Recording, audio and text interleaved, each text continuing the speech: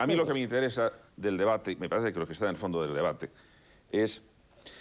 En este momento hay dos posturas claramente opuestas acerca de quién posee los derechos. Entonces, la postura que viene liberal, que ha sido la postura de izquierdas durante mucho tiempo... Perdón, los derechos de gobierno, los derechos... No, ¿A qué derechos? fundamentalmente los derechos fundamentales, los que se consideran que son los derechos del hombre. Y en una declaración, 65 años más tarde, se elige la Declaración de Derechos Humanos porque se quería generalizarlos sin meterse en la discusión si procedían de la sociedad o no procedían de la sociedad, que es por lo que se coge el apelativo Derechos Humanos. Entonces, el asunto está, ¿quién es titular de los derechos fundamentales? Para no discutir de los derechos que están en la Declaración de los Derechos Humanos, si son las personas o si son algún tipo de entidad que está por encima de las personas. En lo del tipo de entidad que está por encima de las personas ha habido varios ejemplos. En España tenemos los que están diciendo que los derechos los tienen los grupos, por ejemplo. Lo cual es, por de pronto, peligroso. Porque si grupos nacionales, ¿quieres decir? Sí, por ejemplo, en este caso los grupos nacionales. La tribu. Pero puede ser la tribu, puede ser el Estado, puede ser incluso una idea del bien común. ¿Y por qué eso es peligroso? O pueden ser las transnacionales también. O pueden ser las transnacionales. O puede ser un equilibrio entre los dos tipos de derechos, como tú has afirmado antes, lo global y lo local. Claro. No, es que lo que interesa es que cualquier asunto que para tener, a mi juicio, interés y justificación ética, tiene en último término que saber que está protegiendo los derechos individuales. No que está protegiendo derechos de entidades intermedias o derechos vagos como puede ser el bien común. ¿El derecho a la vida es un derecho individual? Sí, el derecho de la vida de cada persona. Básica. El derecho de la vida de cada persona. Entonces, lo que hay que decir es, mira, lo que estamos intentando hacer es hasta qué punto si estamos afirmando los derechos individuales, tenemos efectivamente que hacer que esos derechos individuales sean posibles. Lo primero, ahí es donde yo no estoy con los liberales, porque dicen, no, con la no injerencia basta. Yo creo que no, porque entonces es ¿Quién una... dice eso? Eso dice la caricatura del liberalismo que por lo visto te resulta cómodo tratar, pero no es verdad.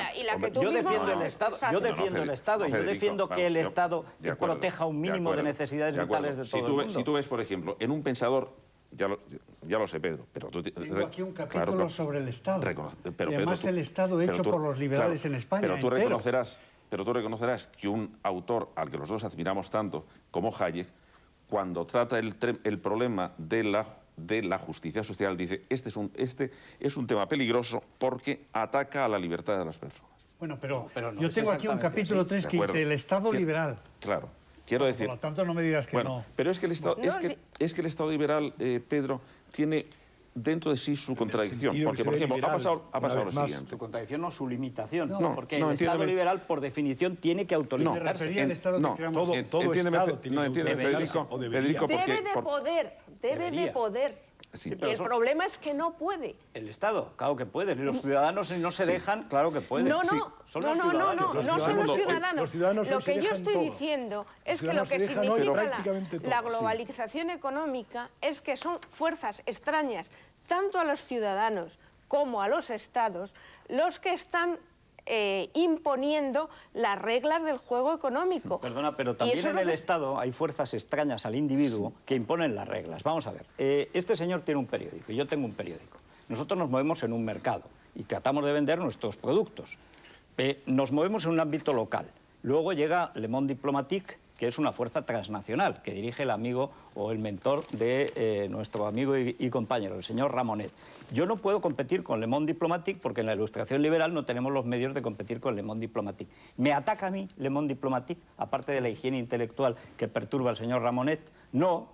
¿Tiene derecho el señor Ramonet a vender Le Monde Diplomatique en todo el mundo? Lo tiene y lo vende. ¿Me agrede eso a mí? No. Si yo pudiera tener el mecanismo... Solo el que tiene dinero tiene capacidad de generar periódicos. Perdona, el que tiene dinero no. El que sabe, en todo caso, poder vender su mercancía. Tú vendes tu periódico. Los ciudadanos del tercer mundo tienen capacidad de hacer medios de comunicación, tienen capacidad de hacer valer por sus derechos. Claro que sí. La gente que muere de hambre tienen derechos. Perdona, la gente que muere de hambre en el primero o en el tercero, no. Pero perdona, el tercer mundo... ¿Qué derechos tiene esa gente de ciudadanía? Perdona, tiene el derecho de ser persona y tiene el derecho de fundar periódicos sin que lo metan a la cárcel.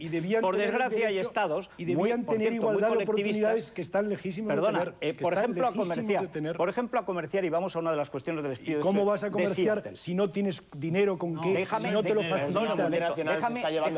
Déjame plantearlo de Seattle. Claro, sí, pero ahí te falta en las igualdades, te falta una básica. Pero si no me has dejado decir nada. En Seattle, una de las cosas que hacen estos sindicalistas del primer mundo, perfectamente atrincherados en sus privilegios, es negarse a sus privilegios. Comparados con pero, Ruanda, déjame terminar, Luis Antonio. Comparados con los ricos de Luis Antonio, ¿me dejas hacer el argumento? Te dejo. Vamos a ver, en Seattle unos señores sindicalistas que tienen un mercado cerrado y protegido, con una serie de derechos en los que, adquiridos a lo largo de los años, etcétera, donde no quieren que entre la competencia, se niegan, por ejemplo, a que Estados Unidos importe de países del tercer mundo determinados productos. Y a que entren inmigrantes. Dejadme acabar.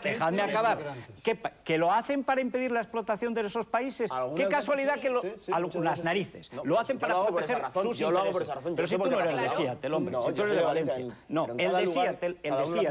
el de Seattle lo hace para proteger sus intereses. Y lo hace en contra de los intereses del señor de Venezuela, que probablemente quiere exportar plátanos, o del señor de Nigeria, el empresario norteamericano que está en Venezuela. Perdona. En Nigeria también hay empresarios y en Venezuela también. ¿O eres tú tan racista? Sí, los empresarios se pasan la vida financiando golpes de Estado. Sí, no hacen otra cosa. Empresas nunca. Como ahora estamos viendo en los medios de comunicación. Pero vamos a ver, en Le Monde Diplomatique todo lo que te cuentan es eso. No, lo llegan a contar hasta en el mundo cuando no tienen capacidad de... Pero vamos a ver, ¿tú crees que no hay empresarios en Nigeria o que no hay empresarios en Venezuela? Entonces, ¿de qué se defienden los de Seattle? De que desde esos países les venden mercancías más baratas. Y no quieren... de multinacionales... ¿Qué multinacionales? ¿Por qué protestan los sindicalistas? ¿Para defender a los pobrecitos trabajadores de Venezuela? Si los trabajadores de Venezuela no quieren que los defiendan en Seattle, lo que quieren es que su empresa pueda exportar. En Corea del Sur hubo movilizaciones contra la globalización coordinadas con el primer mundo. Empiezan defendiéndose a sí mismos y luego van por ondas expansivas. No, hombre, tú eres ahí maniqueo. Maniqueo, sí. Fíjate cómo una cosa puede tener dos tipos de... Quizá más. Primero, los sindicalistas americanos. El hecho de que, imagínate que los sindicalistas americanos quieran bloquear las importaciones que vienen de países donde, por ejemplo, no tienen seguridad social. Espera, y otra cosa más. Quieren además impedir que entren inmigrantes. Eso es un problema. Es decir, que tenemos a un grupo de personas que están establecidos en el privilegio, defendidos por leyes y que intentan impedir que la gente que tiene poco que comer venga a competir con ellos. Pero sin embargo, Pedro... Ya con el comercio, ya personalmente. Lo que al mismo... Eso es un hecho. Eso, sin embargo, tiene otra lectura, que es posiblemente la lectura que mejor hace David. Que es decir, en este momento, una de las razones que, por ejemplo, el mismo Gieden da de que se ha terminado la posibilidad de introducir desde el Estado políticas de corrección de la economía es porque en un mundo completamente descentralizado los capitales pueden ir a cualquier sitio y se va a producir las cosas en aquellos sitios donde tenga una mano de obra más barata. En Praga, concretamente, las protestas contra Nike eran porque se están haciendo zapatillas con unos sueldos de 400 pesetas al día. ¿Y qué piensan los obreros que cobran ese sueldo? Entonces, porque no se les consulta, a lo mejor a ellos les gusta trabajar. Sí, eso ya lo sé.